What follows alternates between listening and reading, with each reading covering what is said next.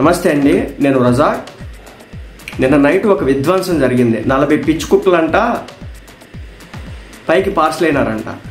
ఆ పిచ్చి కుక్కలు ఏంటి, వాటి కథ ఏంటి, ఎవరు పార్సల్ చేసినారు, ఏం సంగతి అనేది తెలుసుకుంటే మాత్రం మీరు అవాక్కవాల్సిందే. ఎందుకంటే మన వాళ్ళు కొట్టే దెబ్బ మామూలుగా లేదు. ఈసారి పాకి చాలా ఎక్స్పెక్ట్ చేసింది మన మీద.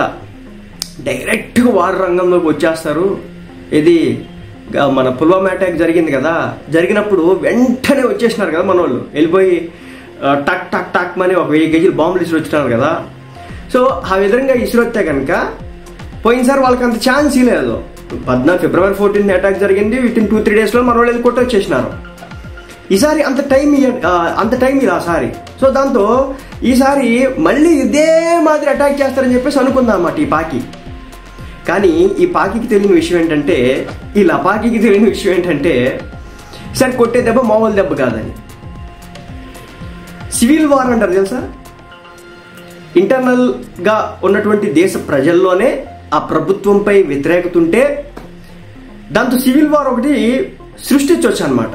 అది ఈజీ అవుతుంది. సివిల్ వార్ అంటే కొంపలో ఉన్న మనుషులతో ఆ ఇంట్లో ఉన్నవాళ్ళు ఎన్ని యుద్ధాలైనా చేసుకోవచ్చు, ఇంకా ఏం చేయలేము. ఆ యుద్ధాలు ఒకసారి స్టార్ట్ అయినాయి అంటే కొంపలో యుద్ధాలు. అలాగే ఆ దేశంలో యుద్ధాలు అది పరిస్థితి. ఇప్పుడు అది ఎలా స్టార్ట్ అయిందో చెప్తాను. 40 శాల్తీలు అలా గల్లంతైనవి కూడా చెప్తాయి. ఇప్పుడు నిన్న నైట్ ఏం జరిగిందంటే, బేసిక్గా పాకి ఈ ఏదైతే పాకీలో ఉన్నటువంటి పంజాబ్ ప్రాంతం అని చెప్పేసి ఒకటి ఉంది.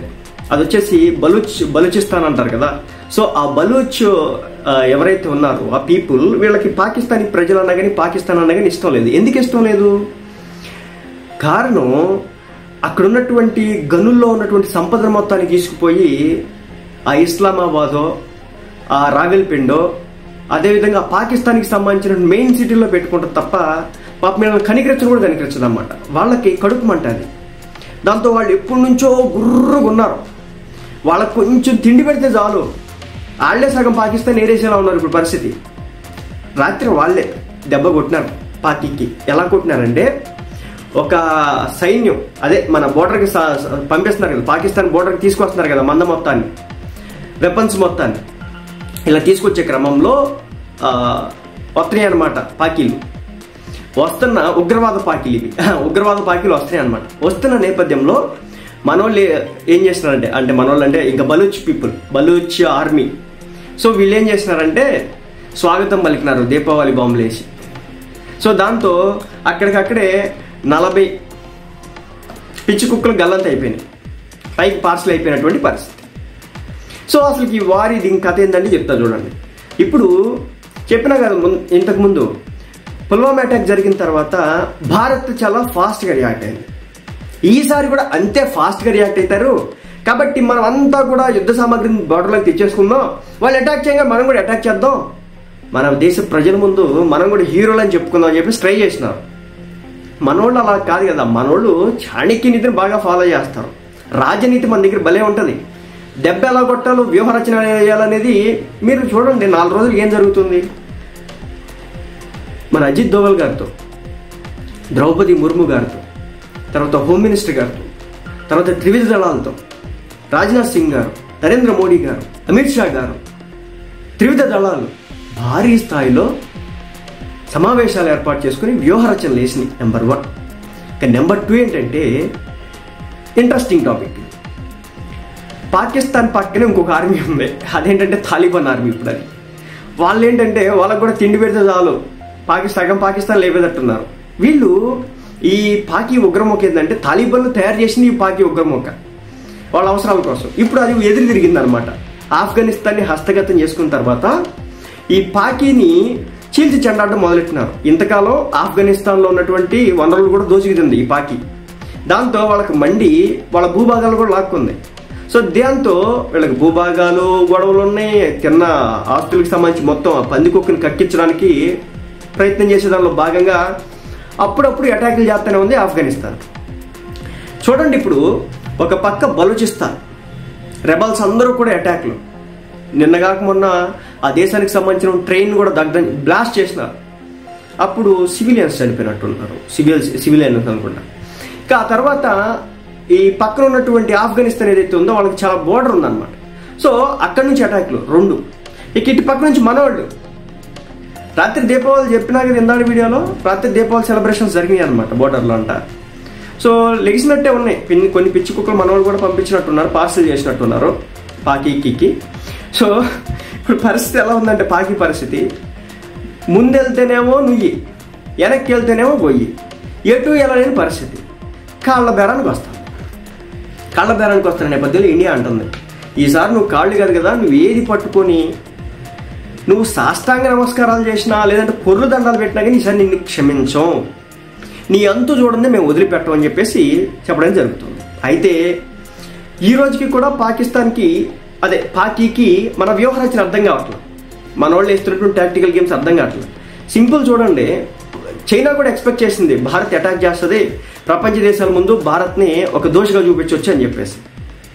అయితే కానీ ఇండియా ఏం చేసింది, ఎంత టాక్టికల్గా ఏం ఆడిందంటే సింధు వాటర్ ఆపేసింది, ఒక్కసారిగా నీళ్ళని డ్యామ్ ఓపెన్ చేసేసి నీళ్లు పంపించేసింది చైనా బోర్డర్. దెబ్బకి అక్కడ ఉన్నటువంటి జనం కొట్టుకుపోయినారో, పంటలు కొట్టుకుపోయినాయో, పాకిస్తాన్ సగం సర్వనాశనం అయిందో, రేపొద్దున మట్టి దెబ్బ అవబోతుందో, ఎండిన ఎడారి అవబోతుంది అన్నమాట. సో ఇలా టాక్టికల్ గేమ్. మరోపక్క సైబర్ కోర్టులు ఉన్నాయి. ఇక రేపు ప్రపంచ దేశాల ముందు ఇదొక దిక్కుమాల దేశం అని చెప్పేసి ఆల్రెడీ ఎస్టాబ్లిష్ చేసేసింది. సో వీటన్నిటిని చూస్తే భారత్ ఏంటి సార్ ఇలాంటి గేమ్ ఆడుతుంది. చైనా ఒకటి ఎక్స్పెక్ట్ చేసింది అన్నమాట భారత్ విషయంలో, ఏమంటే ఈ అటాక్ చేస్తే కనుక భారత్ చాలా నష్టపోవడానికి అవకాశం ఉండదని చైనా బాగా తెలుసు. ఎలా అంటే మీ అందరికి ఒక విషయం చెప్తా, ఏదైనా వార్ జరుగుతుంటే దేశాలకి ఏ కంపెనీలు కూడా పెట్టుబడులు పెట్టడానికి వెళ్ళవు. ఇప్పుడు యూఎస్కి ఎందుకు అనుకుంటున్నారు పెట్టుబడి పెట్టడానికి వెళ్ళేది పెట్టేవాళ్ళు, చైనాకి ఎందుకు వెళ్తారు అనుకుంటున్నారు పెట్టుబడులు పెట్టేవాళ్ళు, రష్యాకి మేబీ వెళ్తారు బాగానే. సో ఇప్పుడు వాళ్ళ అకౌంట్స్ ఫ్రీజ్ ఉన్నాయి కాబట్టి ఆగినట్టున్నారు. మన దేశానికి ఎందుకు పెట్టుబడి పెట్టడానికి వస్తారంటే మన దగ్గర ఆర్మీ పరంగా కావచ్చు, డబ్బు పరంగా కావచ్చు, సేఫ్టీ పరంగా కావచ్చు నెక్స్ట్ లెవెల్ ఉంటుంది అనమాట. ఎప్పుడైతే వార్లు స్టార్ట్ అవుతాయో చైనా మనము పాకిస్తాన్ కొట్టుకోవాలి, వార్ చేయాలని చెప్పేసి ఎందుకు కోరుకుంటుంది అంటే, ఈరోజు ట్రంప్ టారిఫ్స్ చేసినాడు. ఆ టారిఫ్స్ ఎఫెక్ట్ ఎలా ఉంటుందంటే, ఇప్పుడు ఫర్ ఎగ్జాంపుల్ చైనాలో తయారైనటువంటి ఒక వస్తువు ₹1 పెట్టి తయారు చేస్తే దానికి 240% పన్ను కట్టాలి.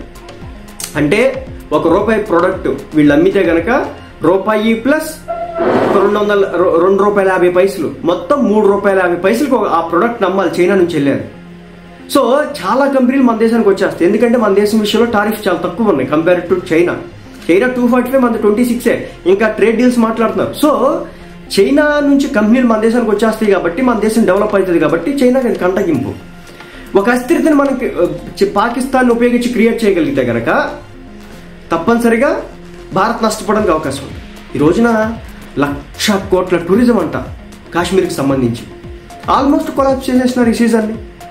సమ్మర్లో కొన్ని లక్షల మంది జనం శ్రీనగర్ను, జమ్మూ కాశ్మీర్ ఇవంతా కూడా ట్రావెల్ చేస్తారు. మరి ముఖ్యంగా రేపొద్దున చార్ధామ్ యాత్ర స్టార్ట్ అవబోతాం. ఇలాంటి టైంలో ఒక ఉగ్రదాడి జరిగితే అక్కడికి వచ్చేటువంటి జనం రాకుండా మానేస్తారు కాబట్టి నష్టపరచాలి. ఇలా ఎన్ని కుయుక్తులు పన్నుతున్నప్పటికీ కూడా భారత్ వ్యూహరచన, ఓ పక్క బలూచ్ అగంతకులు, తాలిబాన్లు ఆఫ్ఘనిస్తాన్, ఇక మనోళ్ళు, మొత్తానికి సర్వనాశనం కాబోతుంది పాకి. అది సంగతి.